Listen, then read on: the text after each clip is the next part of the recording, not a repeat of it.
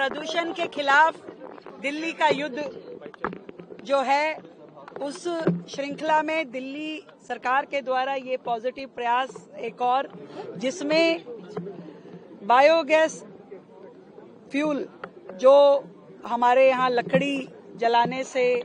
जो कोयला जलाने से लगातार दिल्ली के प्रदूषण का एक इनपुट बनता है,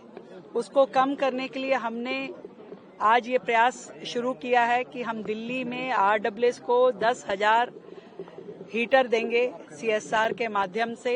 और जनता को ये प्रेरित करेंगे कहीं भी किसी भी ब्लॉक में कहीं भी लोग, चौकीदार